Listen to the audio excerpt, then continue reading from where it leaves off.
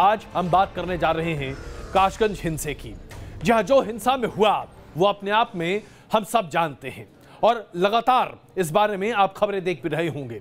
News nation ने आपके सामने कई तथ्य प्रस्तुत किए हैं, लेकिन अब भी कई ऐसे सवाल हैं जो उलझे हुए हैं, और वो इसलिए क्योंकि सरकार ने उस व्यक्ति को गिरफ्तार करने का दावा जरूर किया है जिसको मुख्य आरोपी माना जा रहा है, जिसने चंदन की हत्या की थी।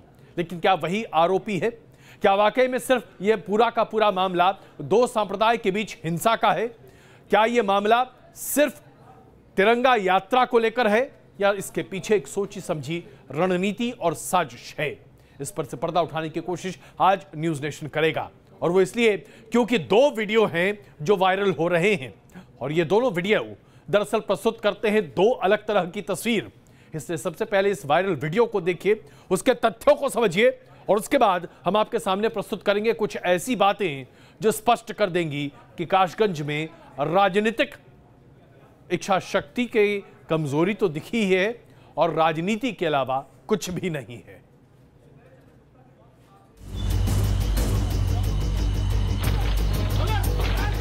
कासगंज हिंसा की हकीकत क्या है?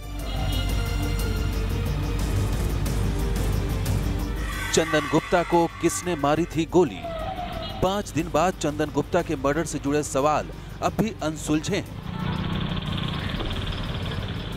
चंदन गुप्ता का कातिल कौन है? कासगंज में 26 जनवरी को तिरंगा यात्रा के दौरान क्या हुआ था? आखिर वो कौन सी वजह थी जिसकी वजह से एक युवक की जान चली गई? एक घटना जिसने हंसते खेलते एक शहर का माहौल खराब कर दिया। इन सवालों का जवाब कब मिलेगा ये तो कोई नहीं जानता, लेकिन इस घटना से जुड़े दो वीडियो वायरल हो रहे हैं जिसकी गुत्थी को सुलझाने के लिए यूपी पुलिस ने दिन रात एक कर दिया है। सबसे पहले 20 सेकंड का आपको एक वीडियो दिखाते हैं। इस वीडियो को आप गौर से देखते जाइए। वायरल वीडियो में चंद लोगों की भीड़ एक गली से गुजरते हुए नजर आ रही है, और इसी भीड़ में से एक युवक खुलेआम हवा में पिस्तौल लहरा रहा है। इस शख्स को जरा गौर से देखिए। गले में इसने सफेद रंग का गमछा डाला है और ये हवा में फायरिंग भी कर रहा है, जिसकी आवाज भी आसानी से सुनी जा सकती है। दावा किया जा रहा है कि ये वीडियो 26 जनवरी का है। इस वीडियो में कुछ लोग पत्थरबाजी करते हुए नजर आ रहे हैं। इस वीडियो को देखकर लगता है इसे छत से किसी ने अपने मोबाइल से शूट किया है। अब पुलिस इस वीडियो के जरिए सुराग तलाश रही है। इस वीडियो को देखने के बाद सवाल उठते हैं कि इस वीडियो में खुलेआम पिस्तौल लहराने वाला युवक कौन है? वीडियो में दिख रही भीड़ में शामिल लोग कौन हैं? भीड़ के उग्र होने की आखिर वजह क्या है? पुलिस का दावा है कि इस वीडियो की जांच हर एंगल से की जा रही है। कई तरह के इलेक्ट्रॉनिक एविडेंस हमारे पास वीडियो फुटेजेस हैं जिससे हम पूरे घटनाक्रम को आसानी से रिकंस्ट्रक्ट कर लेंगे, लेकिन इसमें कुछ समय लगेगा। एसआईटी का गठन इसी उद्देश्य से किया गया था कि बहुत ही पारदर्शी और गुणवत्तापरक इन्वेस्टिगेशन हो और सभी तथ्य सामने आ जाए। अब ये दूसरा वीडियो देखिए। दावा किया जा रहा है कि इस वीडियो में चंदन गुप्ता आखिरी बार देखा गया। ये वीडियो उसी तिरंगा यात्रा का है जिसके बाद कथित तौर पर यह पूरा बवाल हुआ और चंदन गुप्ता को गोली मारी गई। इस वीडियो में चंदन बुलेट पर सवार नजर आ रहा है। उसने टोपी पहनी हुई है और उसकी बाइक में 2 और लोग सवार हैं। चंदन के पीछे सैकड़ों लोगों की भीड़ भी तिरंगा यात्रा में नजर आ रही है। इस वीडियो के दौरान लोग नारेबाजी करते हुए भी नजर आ रहे हैं। जांच टीम इन दोनों वायरल वीडियो की जांच कर रही है। इन दोनों वायरल वीडियो की हकीकत क्या है, इसका असली सच जांच के बाद ही सामने आ पाएगा। Team news nation. ये वीडियो अपने आप में बहुत कुछ कह जाते हैं। सबसे पहला सवाल तो यही उठता है कि आखिरकार वो लोग कौन थे जो तिरंगा लेकर तिरंगा यात्रा कर रहे थे और उनके हाथ में नंगी पिस्तौल थी और वो फायरिंग भी कर रहे थे? क्या वो लोग वाकई में तनाव पैदा करना चाहते थे? क्या ये लोग जानबूझकर हिंसा करना चाहते थे? इसलिए आज हम आपके सामने ये सवाल पूछना चाहते हैं, क्या काशगंज हिंसा में प्रशासन की लापरवाही है? काशगंज हिंसा क्या प्रशासनिक लापरवाही का नतीजा है? हम ये सवाल आपसे पूछ रहे हैं। आप अपने जवाब हमें एसएमएस के जरिए भेजिए। एसएमएस अगर आपको लगता है कि ये हाँ प्रशासनिक लापरवाही है तो लिखिए NN स्पेस यस। अगर आपको प्रशासनिक लापरवाही नहीं लगती तो लिखिए NN स्पेस नो, और उसके बाद हमें भेजिए अपना एसएमएस 53636 पर 53636 पर हमें अपना SMS भेजिए। इसके साथ साथ आप अपनी राय ट्वीट भी कर सकते हैं, #NN और उसके साथ अपनी राय ट्वीट कीजिए। क्वेश्चन आवर के दौरान आपकी राय और आपके जवाब हम जरूर प्रस्तुत करेंगे। अब आपको हम 2 वीडियो दिखा चुके, लेकिन एक तीसरा वीडियो भी हम आपको दिखाने जा रहे हैं जो कि 26 जनवरी का ही है। इस वीडियो को देखने के साथ वो तमाम असमंजस की स्थिति जो आपके सामने है वो दूर होती दिखाई देगी, क्योंकि ये वीडियो अपने आप में प्रस्तुत करता है कि कैसे हिंसा हुई। जी हां, हिंसा कैसे हुई, उस हिंसा को अंजाम कैसे दिया गया, कैसे दोनों पक्ष चाहे वो हिंदू हो या मुसलमान दोनों झंडा फहराना चाहते थे। एक झंडा यात्रा निकाल रहे थे और एक झंडा फहराना चाहते थे। फिर क्या हुआ बीच में, कहानी यहीं पर है।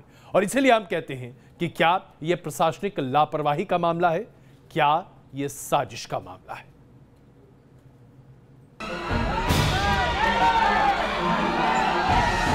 कासगंज हिंसा को लेकर एक और नया वीडियो सामने आया है। ये वीडियो पूरे विवाद से कुछ देर पहले का बताया जा रहा है। इस खबर को समझने के लिए इस वीडियो को बेहद बारीकी से देखना जरूरी है। सबसे पहले आप सीसीटीवी की तस्वीरों को देखिए। कहा जा रहा है कि यह वीडियो कासगंज के बड्डू नगर के वीर अब्दुल हमीद तिराहे का है। इस तस्वीर में चारों तरफ ट्राई कलर के गुब्बारे नजर आ रहे हैं, कुर्सियां रखी हैं। बताया जा रहा है कि मुस्लिम समुदाय के लोग इसी जगह पर 26 जनवरी का कार्यक्रम कर रहे थे। इस वीडियो में छोटे छोटे बच्चे भी नजर आ रहे हैं। यहां तक तो सब ठीक है, लेकिन कुछ देर बाद इस जगह पर भगदड़ मच जाती है। लोग एक दूसरे पर कुर्सियां फेंकने लगते हैं और आपस में 2 लोगों के बीच मारपीट भी कैमरे में कैद हो जाती है। ऐसा दावा किया जा रहा है कि यह सारा हंगामा 26 जनवरी के कार्यक्रम के दौरान का है। कहा जा रहा है तिरंगा यात्रा में शामिल युवक यहां पहुंचे और फिर झड़प हो गई। अब एक और वीडियो पर नजर डालिए। ये वीडियो भी उसी जगह का है। वीडियो में आप देख सकते हैं कि बड़ी संख्या में बहुत सारे युवक नजर आ रहे हैं जिनके हाथों में तिरंगा झंडा है और कई लोगों के हाथों में भगवा झंडा है। इस वीडियो को देखकर यही लगता है कि यहाँ किसी बात को लेकर झड़प हो रही है, लेकिन जो बात सामने आई है उसके मुताबिक ये कहा जा रहा है कि ये वीडियो उस वक्त का है जब हिंदू संगठन के लोग अपने तिरंगा यात्रा को लेकर उसी रास्ते पर जाने पर अड़ गए जहां मुस्लिम समुदाय के लोग गणतंत्र दिवस का कार्यक्रम कर रहे थे।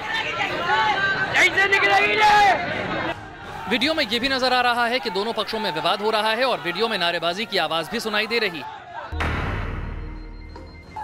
अब तीसरे वीडियो पर नजर डालिए जो इस कहानी के क्लाइमैक्स को बयां करता है। जिस सकरी गली में यह पूरा हंगामा हो रहा था वहां पर बाइक बिखरी पड़ी हैं। बड़ी संख्या में पुलिस बल मौके पर पहुंच चुका है। गिरी हुई बाइकों को लोग उठा रहे हैं। वीडियो में कई लोग पुलिस से बहस करते भी नजर आ रहे हैं। इस वीडियो के बारे में कहा जा रहा है कि यह वीडियो हिंसा के तुरंत बाद का है। आपसी झड़प में लोगों की बाइक गिर गई और कई लोग अपनी गाड़ियों को छोड़कर भाग गए।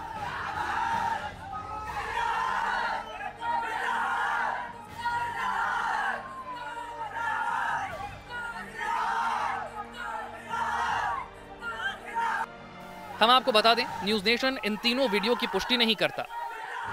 हम इन सभी वीडियो को लेकर पुलिस की जांच रिपोर्ट के आने के बाद ही कुछ भी मुकम्मल तौर पर कह पाएंगे।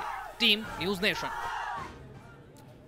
ये वीडियो लेकिन अपने आप में वो सब कुछ कहे जाते हैं जो लगभग 4 दिन से न्यूज नेशन आपके सामने प्रस्तुत करने की कोशिश कर रहा है।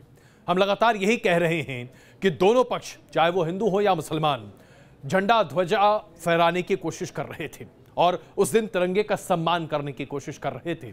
तो फिर हिंसा कहां से शुरू हुई? क्या इस हिंसा के पीछे एक सोची समझी साजिश और राजनीति है?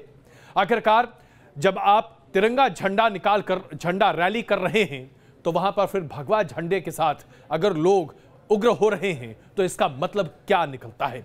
यह सब कुछ आपके सामने है, तय आपको करना है, क्योंकि आप जानते हैं कि दरअसल क्या कुछ हो रहा है आज देश के कई हिस्सों में। आइए आपको कासगंज ले चलते हैं। हमारे संवाददाता वहां पर मौजूद हैं और उन्होंने ये रिपोर्ट फाइल की है सिर्फ इसलिए ताकि आप सच समझ सकें। बड्डू नगर की इस गली में कहीं चहल पहल और धीमी धीमी आवाज में बातचीत करते लोग दिखाई देते हैं तो कहीं पर थोड़ा सन्नाटा तक दिखता है।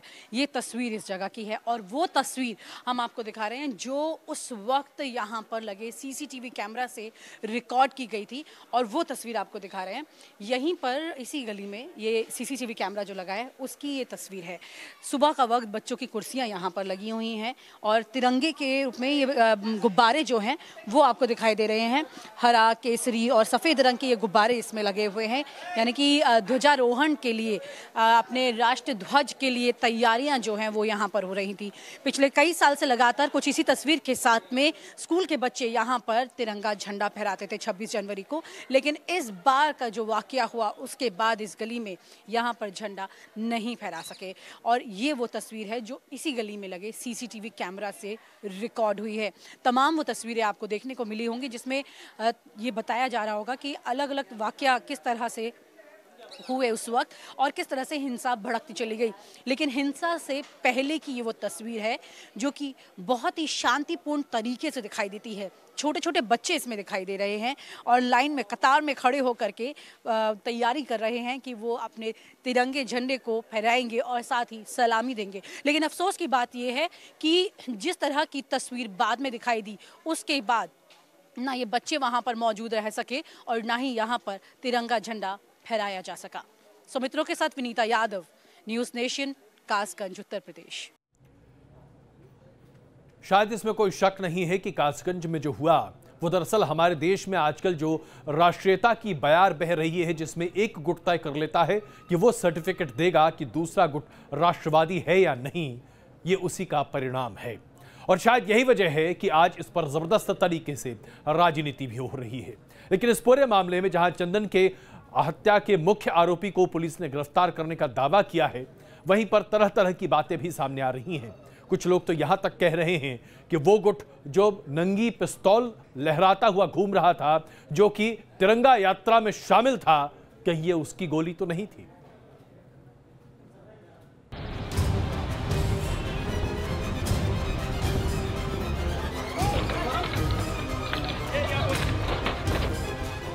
कासगंज में तिरंगा यात्रा के दौरान जो बवाल मचा वो अब तक थमा नहीं है। पुलिस के सामने सबसे बड़ी चुनौती चंदन के गुनहगारों तक पहुंचने की है और इस मामले में पुलिस एक्शन में भी नजर आ रही है। पुलिस ने फरार चल रहे मुख्य आरोपी सलीम को गिरफ्तार कर लिया है। कहा जा रहा है कि सलीम ने ही कासगंज में चंदन पर गोली चलाई थी। फिलहाल इस मामले में 2 आरोपी वासिम और नसीम अभी भी फरार हैं। सलीम के घर पे पहले ही दबिश पड़ी थी, जैसे आपने वीडियो फुटेज देखे होंगे कई चैनल्स पे, और कुछ वेपन्स की बरामद की हुई थी। अब ये तथाकथित रूप से बात अभी आ रही है कि उस वेपन से ही संभवतः चंदन को मारा गया है। बैलिस्टिक एग्जामिनेशन रिपोर्ट और मृतक चंदन की बॉडी से अगर कोई बुलेट मिला है तो वो उसका एक लिंक किया जाएगा और उसके आधार पर ही सब चीज़ें तय होंगी। वहीं चंदन के परिवार का कहना है कि उन्हें आरोपियों की गिरफ्तारी से चैन नहीं मिलेगा। कसूरवारों को सजा दिलाने तक उनकी लड़ाई जारी रहेगी। गिरफ्तार किया है लेकिन उन्हें सजा, कड़ी से कड़ी सजा मिले। मैं नहीं बैठ पाऊंगी घर में जब तक मेरे चंदन को शहीद का दर्जा नहीं दिया जाएगा। कासगंज के मामले ने जिस तरह से सियासी रंग लेना शुरू किया है, उसके बाद पुलिस पर ये दबाव बढ़ गया है कि वो इस पूरे केस को जल्द से जल्द सुलझाए। लिहाजा पुलिस हर संदिग्ध के घर और ठिकाने पर लगातार छापेमारी कर रही है। पुलिस दरवाजे तोड़कर संदिग्धों की गिरफ्तारी को अंजाम दे रही है। आला अधिकारियों की माने तो इस मामले में किसी को बख्शा नहीं जाएगा। सभी आरोपी जल्द ही सलाखों के पीछे होंगे। Nitin Upadhyay, News Nation, Kasganj. दरअसल मुख्यमंत्री योगी आदित्यनाथ की सरकार की साख पर सवाल है और इसीलिए फौरन कार्रवाई करने की कोशिश की जा रही है। और इस गिरफ्तारी के बाद मुख्यमंत्री योगी आदित्यनाथ की सरकार ने गृह मंत्रालय को इसकी रिपोर्ट भी भेजी है। लेकिन अब आपको हम दिखाते हैं वो वास्तविकता जो कई चैनलों पर या कई अखबारों में आपने अभी तक नहीं देखी होगी। जी हाँ, हम जिस कासगंज की बात कर रहे हैं, जहां हम हिंसा की बात कर रहे हैं, वहां 26 जनवरी जब तक हिंसा नहीं हुई थी तब तक सब कुछ सामान्य था। हिंदू मुसलमान बगल बगल अपनी दुकान और घर के साथ रहते थे, कहीं कोई दिक्कत नहीं हुआ करती थी। लेकिन अचानक जो बवाल हुआ उसने सामाजिक ताने बाने को हमेशा के लिए तोड़ कर रख दिया है। कासगंज की तस्वीर 26 जनवरी को 2 वाक्यों से बदली। पहला बड्डू नगर का चौराहा, जो हमने दिखाया आपको कि किस तरह वहां पर बहुत ही शांतिपूर्वक तरीके से बच्चे झंडा फहराने की तैयारी कर रहे थे, और उसके बाद वहां पर तस्वीर बदल गई। दूसरी तस्वीर यहाँ पर आप देख रहे हैं तहसील कासगंज, इसके ठीक बाहर की तस्वीरें आपने देखी होंगी किस तरह से इसी गली से काफ़ी सारे लोग, जो कि क्योंकि जिस वक्त बड्डू नगर चौराहे पर हंगामा हुआ उसके बाद लगभग सभी जितने भी लोग बाइक पर सवार थे वो वहाँ अपनी बाइक छोड़ करके भाग गए थे। और क्या स्थिति वहाँ पर हुई थी जिसकी वजह से उन्हें बाइक छोड़ करके वहाँ से भागना पड़ा, इसके भी तमाम सवालों के जवाब जो है वो खुल करके सामने अभी तक नहीं आए हैं। उसके बाद जो दूसरी तस्वीर दिखाई देती है वो दिखाई देती है तहसील के बाहर की। यहाँ पर जितने भी लोग दिखाई दिए वो कोई हाथ में यहाँ से पत्थर फेंकते हुए दिखाई दे रहा था, कोई यहाँ पर हाथ में बंदूक लेकर जाते हुए दिखाई दे रहा है। प्रशासन का कोई व्यक्ति यहाँ पर उस वक्त दिखाई नहीं दे रहा था। तहसील के ठीक बाहर यहाँ से 4 कदम की दूरी पर ही सामने दीवार जो है ये तहसील की दीवार है, और उसी के ठीक पीछे यहाँ पर उस वक्त लोग मौजूद होने चाहिए थे प्रशासन के। और ये जो गली है पूरा इसमें सन्नाटा था, सिर्फ दिखाई दे रहे थे तो सिर्फ वो लोग दिखाई दे रहे थे जो कि यहाँ पर पहुँचे थे बड्डू नगर में हुए वाकया के बाद में, क्योंकि बड्डू नगर में जिस तरह से उनको वहां से खदेड़ दिया गया था, भगाया गया था, और जो वहां पर स्थिति पैदा की कर दी गई थी कि उन्हें वहां से भागना पड़े, वो मुस्लिम बहुल्य इलाका था और ये जो है वो हिंदू बहुल्य इलाका है। और यहाँ पर ये सलीम का घर है इधर, और क्योंकि इस वक्त ये बताया गया है कि यूपी पुलिस की तरफ से कि सलीम के घर की बालकनी से जो है वो गोली चली थी। और मैं आपको बताऊं कि ये वही जगह है जहां पर चंदन गुप्ता को गोली लगी थी। वो अपने साथियों के साथ यहीं से होकर गुजर रहा था और यहीं पर उसको गोली लगी थी। और ठीक यहीं पर सामने घर दिखाई देता है सलीम का, जहां से गोली चलाई गई, ऐसी बात सामने आई है प्रशासन की तरफ से। और इसी वजह से ये पूरी तस्वीर को, कड़ियों को जोड़ते हुए पुलिस ने इस बात को सामने रखा है और सलीम की गिरफ्तारी इस पर हुई है। आप यहीं पर रहते हैं? प्रतिष्ठान है हमारा यहाँ पे।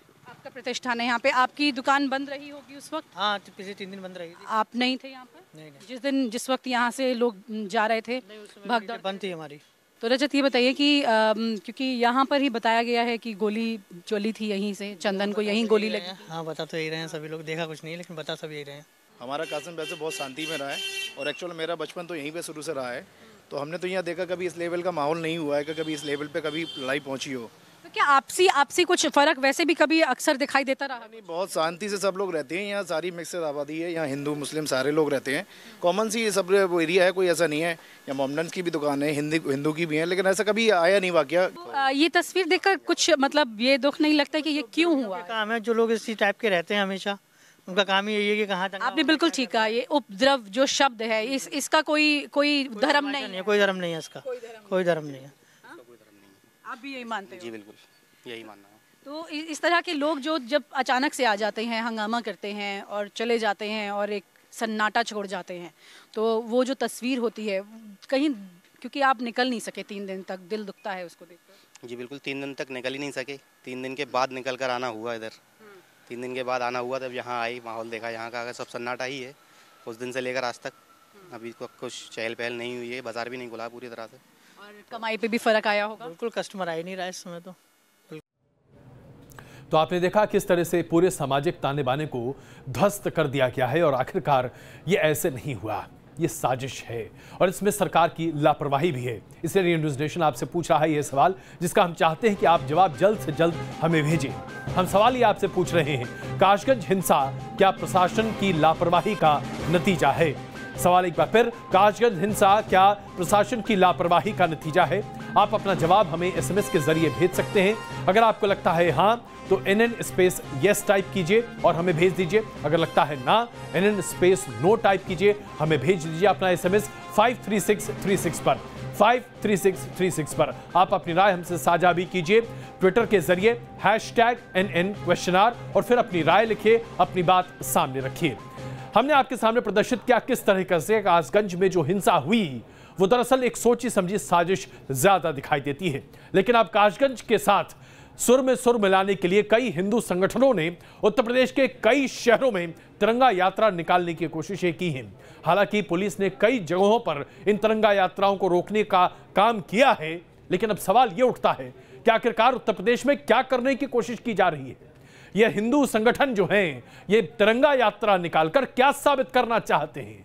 जहां एक तरफ देश का पूरा माहौल खराब है तिरंगे झंडे को लेकर, वहां तिरंगा यात्रा निकालकर क्या इसे हिंदुत्व से जोड़ने की कोशिश की जा रही है? क्या यही है हमारे देश की संस्कृति? फिरोजाबाद में हिंदूवादी संगठनों ने निकाली तिरंगा यात्रा। टुंडला में वीएचपी कार्यकर्ताओं ने थामा तिरंगा। आगरा में तिरंगा यात्रा निकालने की कोशिश। कासगंज में तिरंगा यात्रा को लेकर बवाल अभी थमा भी नहीं है कि इस बीच हिंदूवादी संगठनों ने यूपी के कई शहरों में तिरंगा यात्रा का ऐलान कर दिया।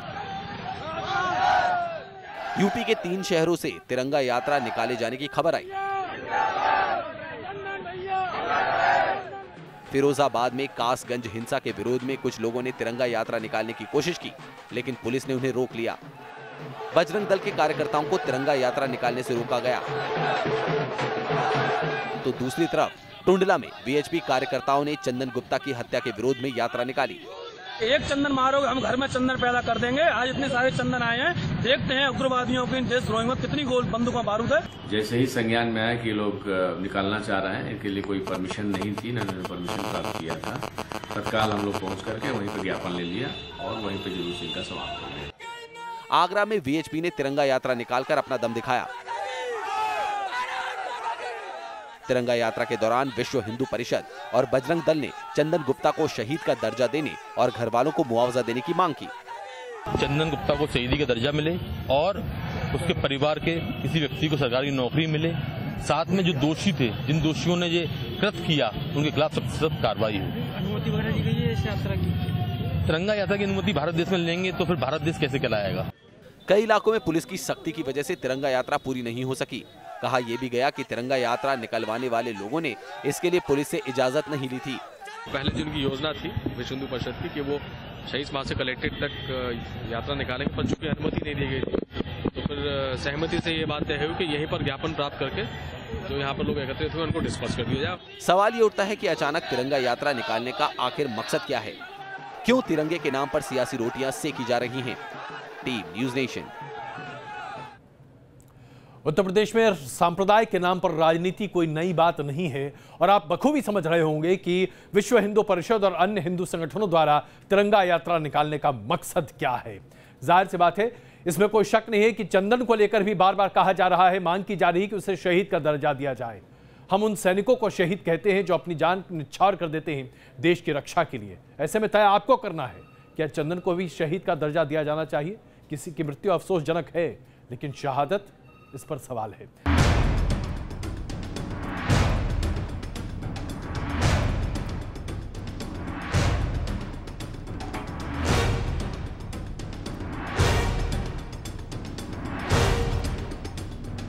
चेयर में बैठे हुए थे, ऑफिस में काम कर रहे थे, झटका सा लगा, फिर भाग के नीचे आ गए। टाइपिंग कर रहा था तो मेरे को लगा कि कीबोर्ड सा हिल रहा है, तब मैंने देखा सामने कि ऊपर फैन भी हिल रहा था। एक पल का झटका और खौफ की हजारों दास्तान। जब धरती हिलने लगी तो सब कुछ कांपने लगा। धरती के अंदर की हलचल में जब दबे पांव दस्तक दी तो हर ओर मच गया कोहराम। एक बार फिर अफगानिस्तान के हिंदू कुश के पहाड़ियों के नीचे हलचल हुई और इसके असर से हिंदुस्तान के कई बड़े शहर थर्रा उठे। ये 6.2 मैग्नीट्यूड का भूकंप हिंदू कुश का इलाका कहते हैं हम उसको। ये अफगानिस्तान, तजाकिस्तान उस इलाके में पड़ता है। भूकंप का केंद्र भले ही हिंदुस्तान की धरती से हजारों मील दूर रहा हो, लेकिन इसके झटके असरदार थे। ये भूकंप तब आया जब दुनिया चांद का रंग बदलने का इंतजार कर रही थी। भारत और दुनिया के अलग अलग हिस्सों में चंद्र ग्रहण को लेकर चर्चाओं के बीच एक झटका ऐसा आया कि मानो सब कुछ ठहर गया। यूं तो ग्रहण को लेकर आमतौर पर ऐसी मान्यताएं हैं कि इससे बड़े पैमाने पर उथल पुथल होती है। इस बार पूर्ण चंद्र ग्रहण से पहले भूकंप ने दस्तक दी तो अलग अलग एक्सपर्ट्स के दावे भी गूंजने लगे। सवाल कौंधने लगे कि क्या चंद्र ग्रहण की वजह से ये भूकंप आया? धरती हिलने का राज क्या है? विज्ञान की कसौटी पर भी इन तथ्यों को परखेंगे। आज हम आपको दिखाएंगे भूकंप पर सबसे बड़ी पड़ताल। भूकंप के झटकों में क्या सुनाई दे रहा है? प्रलय का महाअलर्ट। साथ ही ये भी दिखाएंगे कि हिंदुस्तान के पड़ोस में हिंदुकुश की रेतीली पहाड़ियां क्यों बनती जा रही हैं दुनिया के लिए डेंजर जोन।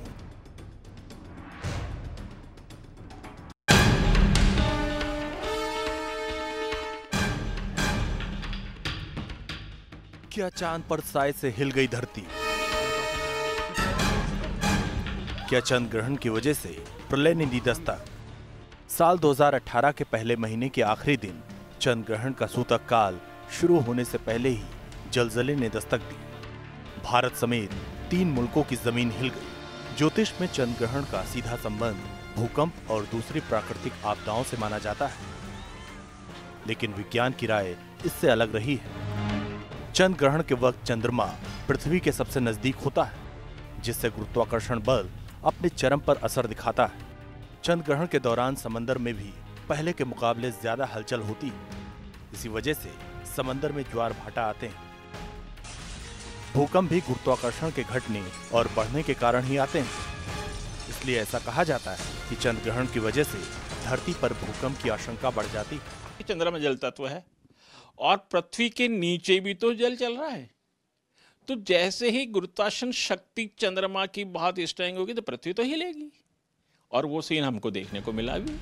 अक्सर ये देखा गया है कि पूर्णिमा, अमावस्या और चंद्र ग्रहण के आसपास भूकंप आते हैं। ज्योतिष शास्त्र में इन भूकंपों की तीव्रता और दिशा का पता लगाने की कोई सटीक विधि उपलब्ध नहीं है, लेकिन भूगर्भ वैज्ञानिकों का कहना है कि ग्रहण के वक्त कम तीव्रता के भूकंप को लेकर स्टडी तो है, लेकिन ग्रहण और ताकतवर तरंगों के कनेक्शन को लेकर रिसर्च किसी नतीजे तक नहीं पहुंच पाए।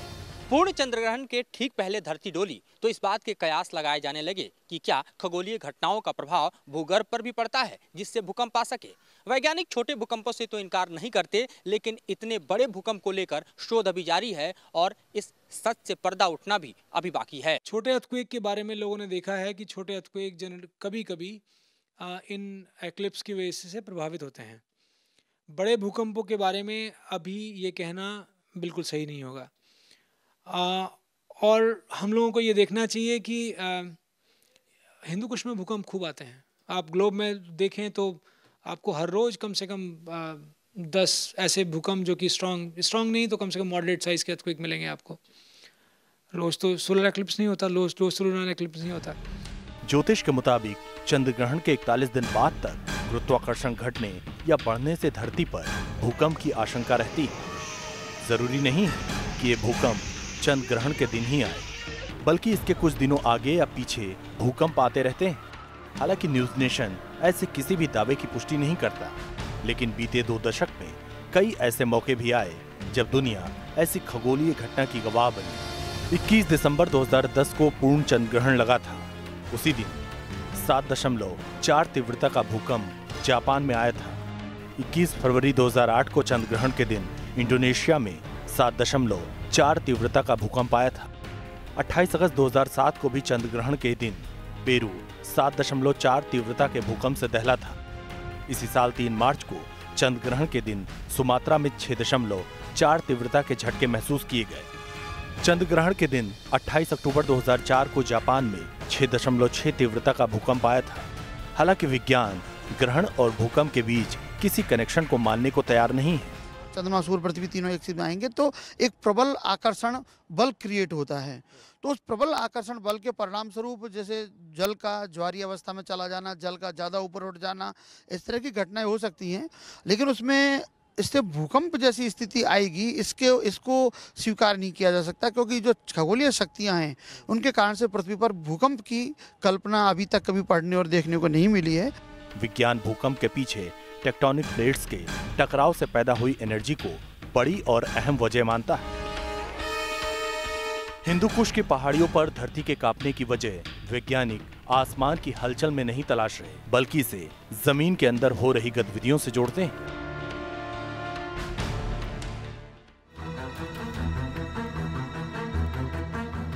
वक्त दोपहर के 12:37। यही वो वक्त था जब हिंदुकुश के पहाड़ियों में जलजले ने दस्तक दी। इससे अफगानिस्तान, पाकिस्तान से लेकर हिंदुस्तान तक धरती कांप उठी। प्रलय की आहट से पूरे उत्तर भारत में खौफ पसर गया। भूकंप के झटके करीब 10 से 15 सेकंड तक महसूस किए गए। बड़ी अनहोनी के खौफ से लोग इतने सहम गए कि घरों से बाहर निकल आए। अफरा तफरी में सड़कों पर जमघट लग गया। चेयर्स एकदम हिलने लगी, फिर हम फटाफट बाहर आ गए। पंखे हिलने लगे थोड़े से, हाँ जी झटके महसूस हुए। बिल्कुल, यानी कुर्सी पे बैठा था, कुछ एक सेकंड के लिए कुर्सी हिली बस। वायर्स हिल रहे थे और वैसे नहीं, हम गाड़ी में चल रहे थे तो गाड़ी में नहीं लगाया तो नीचे उतरे वहीं से। जिस झटके से धरती कांप उठी उसका केंद्र अफगानिस्तान पाकिस्तान की सीमा पर हिंदू कुश पर्वत था। भूकंप की तीव्रता रिक्टर स्केल पर 6.2 मापी गई। यही वजह रही कि ताकतवर तरंगों ने एशिया के एक बड़े हिस्से को हिलाकर रख दिया। ये भूकंप हिंदू कुश में आया था, जो अफगानिस्तान कजाकिस्तान उस वहाँ के बॉर्डर में, वहाँ के जो पहाड़ हैं वहाँ पे ये भूकंप आया था। इसका मैग्नीट्यूड 6.2 था और ये इसकी डेप्थ काफ़ी ज़्यादा थी, 190 किलोमीटर। इसीलिए वो काफ़ी दूर तक फील हुआ। दिल्ली में काफ़ी लोगों ने इसको फील किया, कश्मीर में काफ़ी स्ट्रांगली फील किया गया। अफगानिस्तान के अलावा भूकंप का सबसे ज्यादा असर पाकिस्तान में देखा गया। पाकिस्तान के क्वेटा में जान माल का भारी नुकसान हुआ, कई मकानों में दरारें आ गईं। भूकंप से बलूचिस्तान के लसबेला में एक छोटी बच्ची की दीवार गिरने से मौत हो गई और करीब 11 लोग जख्मी हो गए। पाकिस्तान के इस्लामाबाद, पेशावर और लाहौर में भी कुदरत के कहर का असर साफ दिखा। अफगानिस्तान में आया ये भूकंप इतना शक्तिशाली था कि इसके झटके पूरे उत्तर भारत तक महसूस किए गए। दिल्ली एनसीआर में दोपहर में अचानक आए झटकों ने लोगों को झकझोर दिया। हैरान परेशान लोग घरों और दफ्तरों से बाहर निकलकर भागने लगे। दिल्ली में मेट्रो सेवा कुछ देर के लिए रोक दी गई। एहतियात के तौर पर कुछ देर के लिए पावर सप्लाई भी कट कर दी गई।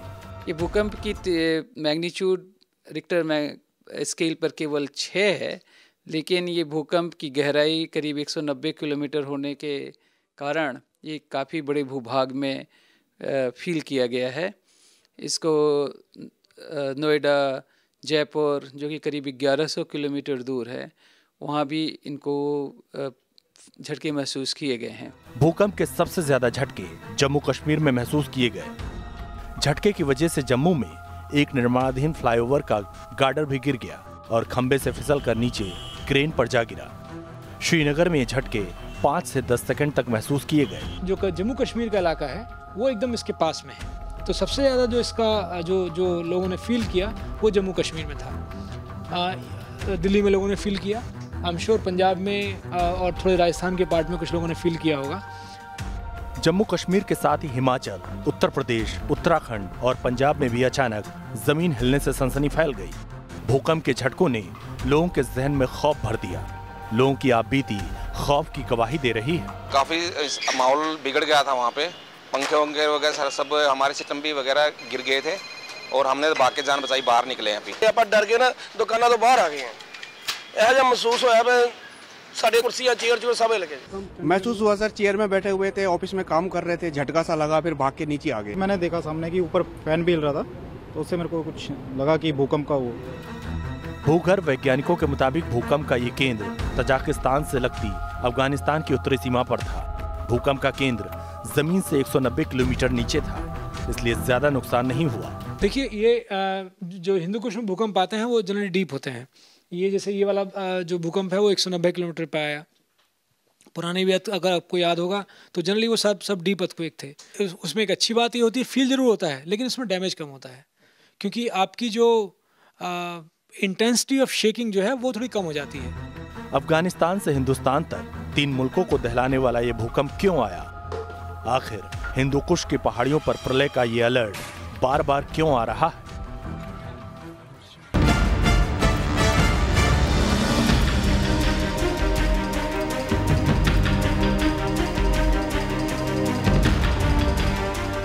भारत, पाकिस्तान और अफगानिस्तान, 3 मुल्कों को एक साथ हिलाकर रख देने वाले झटके। रिक्टर स्केल पर 6.2 तीव्रता वाले भूकंप का केंद्र अफगानिस्तान में हिंदू कुश पर्वत है। यानी एक बार फिर हिंदू कुश ने तबाही का सिग्नल भेजा है। भूकंप बहुत आते हैं और अगर आप पिछले 3-4 साल में देखें तो 3 साल में ही बड़े बड़े भूकंप आ चुके हैं। बड़े का मतलब मैं स्ट्रॉन्ग, अब हमारी टर्मिनोलॉजी में उसको स्ट्रॉन्ग कहते हैं। तो पिछले 3 साल में शायद 3 बड़े भूकंप आ चुके हैं, वहाँ पे 3 स्ट्रॉन्ग भूकंप आ चुके हैं। क्यों बार बार हिंदू कुश भूकंप का केंद्र बनता है, ये समझने से पहले आपको इस पहाड़ का भूगोल समझाते हैं। आसमान चूमती पहाड़ों की रेतीली चोटियां साल में ज्यादा वक्त बर्फ से ढकी रहती हैं, लेकिन इस पहाड़ के अंदर की हलचल वैज्ञानिकों के लिए जटिल रहस्य है। रहस्य इसलिए क्योंकि हिंदुकुश को भूकंप के लिहाज से पृथ्वी के सबसे खतरनाक इलाका माना जाता है। भारतीय और यूरेशियाई टेक्टोनिक प्लेटों में बदलाव और अक्सर इस इलाके से निकले झटके दूर तक महसूस होते हैं। हालांकि हाल के लगभग सभी झटकों के केंद्र पृथ्वी की सतह में काफी गहराई में थे। वैज्ञानिक मानते हैं कि इतनी ज्यादा गहराई से निकलने वाले झटके ज्यादा ताकतवर नहीं रहते। तो जनरली वो सब डीप अर्थक्वेक थे।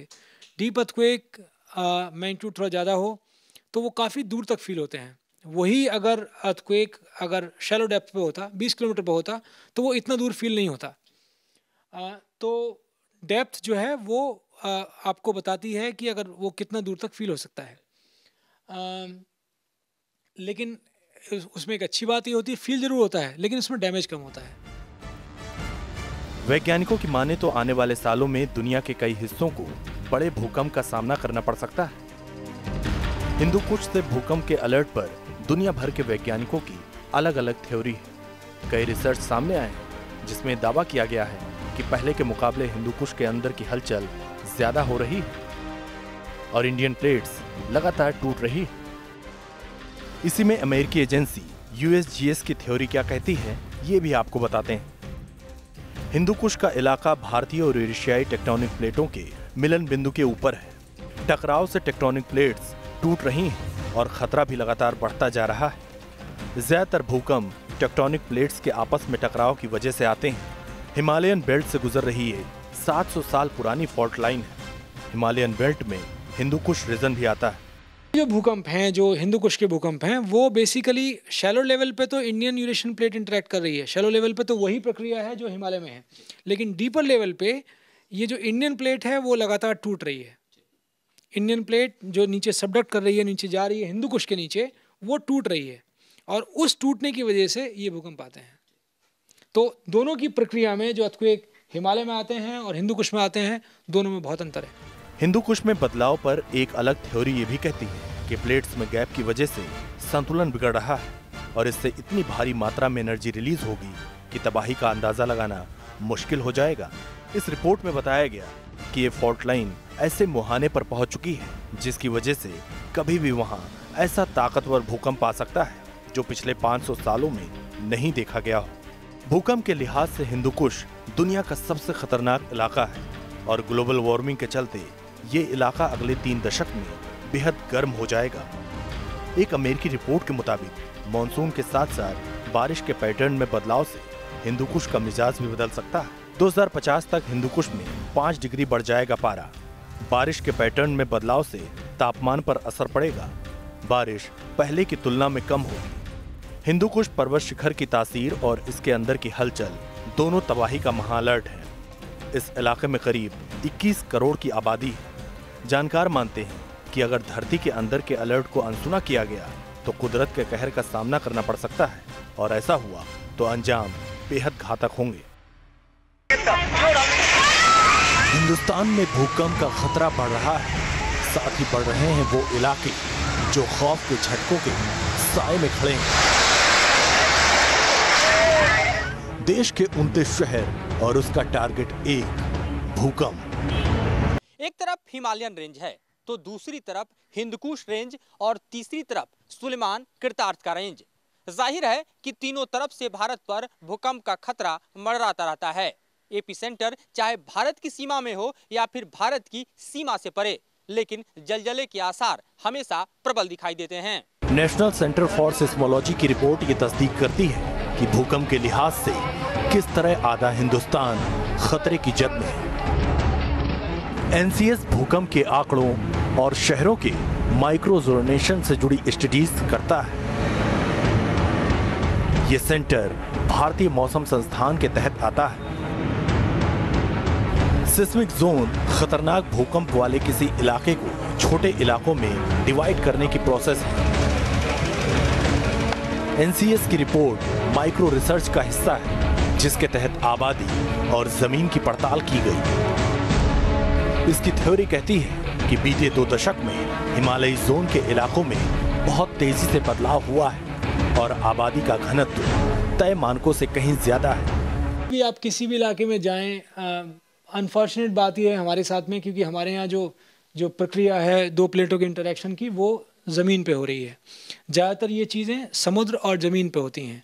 जो सबडक्शन जोन जो होते हैं उसमें ओशनिक प्लेट जो है, ओशन जो है वो नीचे ओशनिक प्लेट सबडक्ट करती है, तो वहाँ पे पॉपुलेशन कम होती है। अनफॉर्चुनेट पार्ट हमारे लिए ये है कि ये प्रक्रिया जो है वो पूरे लैंड पे हो रही है, तो इसलिए यहाँ पे खतरा ज़्यादा हो जाता है। हाँ, लेकिन ये ज़रूर है कि हम लोगों की ज्योग्राफी ऐसी है कि इधर हमारे पास अंडमान सबडक्शन जोन है, इधर हमारे पास हिमालय है, इधर हमारे पास सुलेमान किरथार चमन फॉल्ट है, तो हमारे पास हमारी जो मतलब तीनों तरफ से खतरे से घिरे हुए जो है हमारा शायद थोड़ा ज़्यादा ही है, इसमें कोई शक की बात नहीं है। रिसर्च की थ्योरी कहती है कि करीब 4 करोड़ साल पहले भारतीय उपमहाद्वीप यहीं यूरेशियाई प्लेट से टकराया था। इसकी वजह से हिमालय पर्वत का निर्माण हुआ। ये पर्वत आज भी हर साल 1 सेंटीमीटर ऊपर ऊंचा उठ रहा है। इसी हलचल की वजह से अक्सर इस इलाके में भूकंप आते हैं। हिमालय के नीचे 2 परतें हैं जो आपस में घर्षण करती हैं, उसी से कंपन होता है। वैज्ञानिकों के मुताबिक भूकंप के केंद्र से जो ऊर्जा निकलती है वो किसी परमाणु बम से कम नहीं होती। ये धरती की परतों को चीरते हुए सतह तक आती है। भारतीय उपमहाद्वीप की परतें उत्तर की ओर खिसक रही हैं। कई बार ये आपस में टकराती हैं। लगातार टक्कर से परतों की दबाव सहने की क्षमता खत्म होती जा रही है। परतें टूटने के साथ ही उसके नीचे मौजूद ऊर्जा बाहर आने का रास्ता खोजती है। इस वजह से हिमालय क्षेत्र में भूकंप आता है।